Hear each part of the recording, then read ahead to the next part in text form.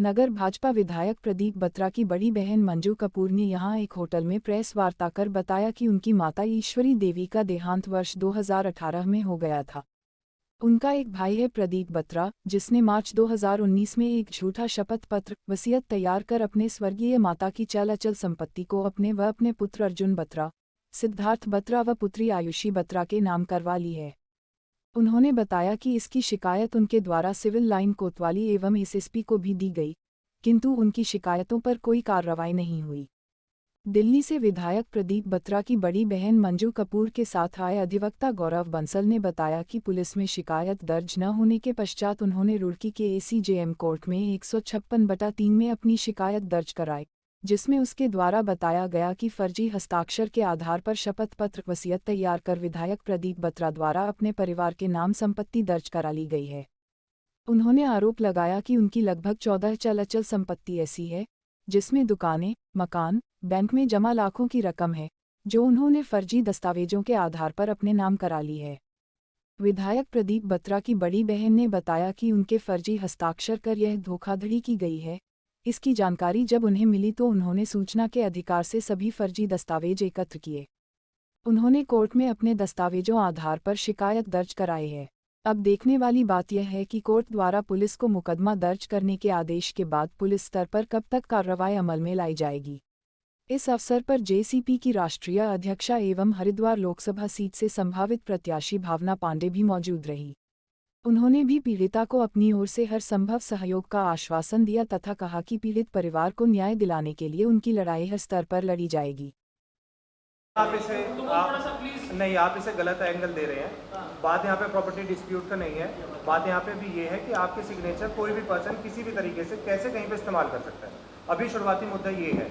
अगर हमें प्रॉपर्टी का कुछ करना होता तो हम आगे जाके इस चीज़ों को सोचेंगे, लेकिन अभी हमारा मुद्दा सिर्फ ये है कि हमारे जाली सिग्नेचर क्यों फर्जी सिग्नेचर इस्तेमाल हुए। 420 हुई है। प्रॉपर्टी का ऐसा ही कुछ डिस्प्यूट होता तो हम किसी और तरीके से करते। अभी कोर्ट ने क्या आदेश आया? कोर्ट का आदेश ये आया है, जो हमारे डॉक्यूमेंट्स हैं जिन पे इन्होंने आज तक संज्ञान नहीं लिया है, उन डॉक्यूमेंट पे संज्ञान लिया जाए और एफआईआर दर्ज की जाए। किसके खिलाफ क्या नाम? मैं आपको नाम बता देता हूँ। इसमें हमारे 5 प्रतिवादी हैं। प्रदीप बत्रा जी हैं, उनके पुत्र हैं अर्जुन बत्रा जी, सिद्धार्थ बत्रा, आरुषि बत्रा और इनके पीए मयंक मेहंदी रत्ता जी। इनके पीए जो है मयंक मेहंदी रत्ता जी, जो हमारा जो जाली एफिडेविट है उसमें विटनेस बने हुए हैं। जिस दिन ये एफिडेविट एग्जीक्यूट कराया गया, ना तो मेरा क्लाइंट रुड़की में था, ना ही उनकी प्रेजेंस में हुआ, ना ही उन्होंने वो सिग्नेचर करे।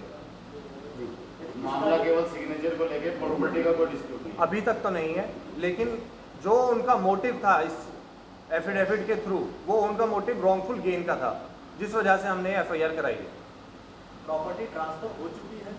ये हमें जो है डॉक्यूमेंट से रिलेटेड एक जो अपनी सिस्टर के यहाँ गई थी, तब पता चला कि ऐसे ऐसे डॉक्यूमेंट है। आरटीआई के थ्रू जब हमें पता चला कि नगर निगम में प्रदीप बत्रा जी ने अपना एक लेटर दे रखा है, जिसमें उन्होंने ये बताया कि ये प्रॉपर्टी उनके द्वारा खरीदी गई है, लेकिन वो प्रॉपर्टी कभी भी उन्होंने नहीं खरीदी थी, वो उनकी मदर ने खरीदी थी।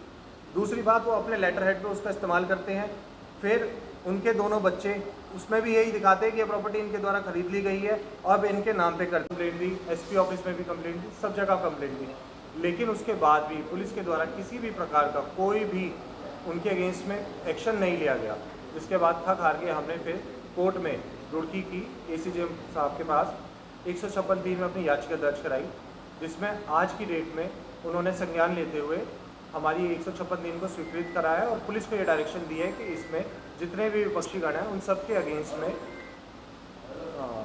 इन्वेस्टिगेशन करके तरीके से और याचिका को दर्ज किया जाए और एफआईआर को लॉन्च किया जाए। शिकायत इसमें ये थी कि जी जो मेरी क्लाइंट है, इनके फर्जी सिग्नेचर करे गए थे और एक एफिडेविट तैयार किया गया था, जिसके द्वारा उसका मेन ऑब्जेक्ट ये था कि उसमें वो एनओसी ग्रांट करी थी मेरी क्लाइंट कि भाई जो प्रदीप बत्रा जी के बच्चे हैं, ये कोई भी प्रॉपर्टी उनके नाम पे कर दी जाए, जिसमें मुझे किसी भी प्रकार का ऑब्जेक्शन नहीं है। लेकिन हमारा मुद्दा सिर्फ ये था कि भाई आप हमारे सिग्नेचर हमारी बिना मर्जी के कैसे और क्यों इस्तेमाल कर रहे हैं, इस चीज़ पे मंजू कपूर इसमें चल अचल संपत्ति मिला के 14 या 15 है। ये प्रॉपर्टी सर कहाँ पर है? रुड़की में? रुड़की में ही सारी प्रॉपर्टी कहाँ पर है? अगर इसकी लोकेशन आप एक बार शेयर कर। मैं आपको बता देता हूँ। एक शॉप है सिविल लाइंस में 18, एक हाउस है वो भी सिविल लाइंस में, एक house at 18 civil lines Roorkee, 1 house at 33 civil lines.